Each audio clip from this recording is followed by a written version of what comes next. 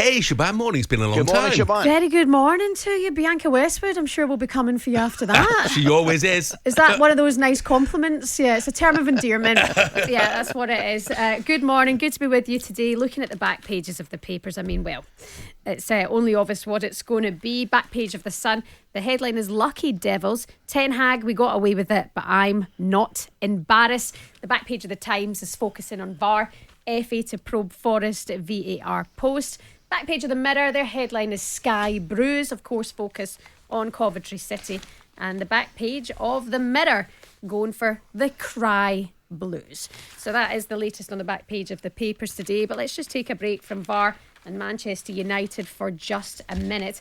And let's focus on Pep Guardiola. A fridge too far. He's been asked what he plans to do over the next couple of days, and he's told his players to get in the fridge to carry on their double quest. He said the priority is to recharge his players' batteries ahead of Thursday night's trips to Brighton, which is followed by an away game at Nottingham Forest on Sunday. We're going to talk about the title race later on, but where are you now, Jeff, with Manchester City? Do you think they can get at them, or is it all theirs? No, I think they can get at them. I'm not having Pep's complaints, by the way. I mean, they're not exactly down to the bare bones, are they, for God's sake? You know, if you're manager of a top side, you want to be challenging on every front. Get used to playing a lot of games. You know, I mean, he's got a massive squad. By the way, I know we don't want to go into VAR here necessarily, but how did they get away with the non-decision for the Grealish handball? I mean, what was the VAR doing? Was he in the queues at Wembley for a burger? I mean, it's just crazy. What do you think, Ali? I think it's a handball.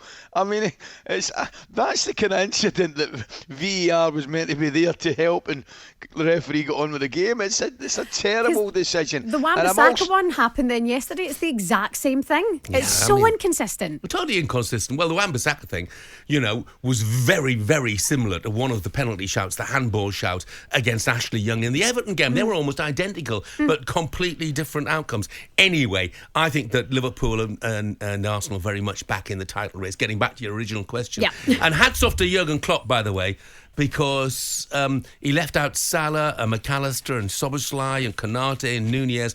And if they hadn't won, he'd have been battered, final season or not. So brave decisions, and it paid off. Just on that subject then, because you've talked about what Pep's complaining about, the amount of games, having to rest players, but Alan Shearer almost pulled him up on live TV. Did any of you see that?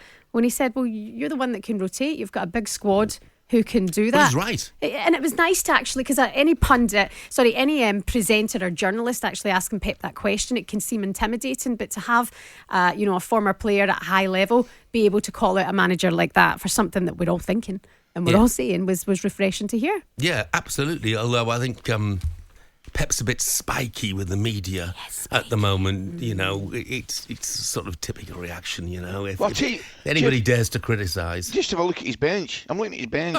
Ruben Diaz, Kovacic, Doku, Gomez, Gvardiol, Nunez, Oscar Bob and Rico Lewis. Yeah. I mean, that nothing there, is there? Starting. No, nothing in that bench, you know. Also, a quick piece in the Sun today just for Spurs fans. Bad news. They've suffered a huge injury blow in their Champions League pursuit after Destiny Udogie has been ruled out for the rest of the season. His left quadricep after damaging the muscles in training earlier this week. So he's now going to miss his Spurs' campaign and also the Euros with Italy. So unlucky for Destiny Udogie and for Spurs. And Ali, just a wee quick one for you. Let's just quickly mention the Scottish Cup final. The first for Celtic and Rangers in the final since 2002. It's amazing. I bet you'd have lost money on that, wouldn't you, Shebahn? I would have done. Well, have they played each other a lot in the semi-finals, guys? They played, yes. They played that was so why they're not getting to the final, because they've knocked each other out before then. This is good. This is good, though. Hampden, this is going to be a big one. No, it's not good. It is, Jeff. Oh, for God's sake. Every English football fan will be thinking, Rangers against Celtic. Well, there's a surprise. Why don't they just play each other every week? Forget the rest. Just play each other every single week. Jeff, I have to inform you that we up here don't give a monkeys what every English football fan thinks. Brilliant. Very good point. But I tell you, just before you go, Shebahn. Yes. Yesterday's game was a good one, Rangers Hearts. The one on Saturday. What a game, by the way. Celtic Aberdeen, a brilliant game to watch. Finished 3-each. Celtic won in penalties, but what a game of football.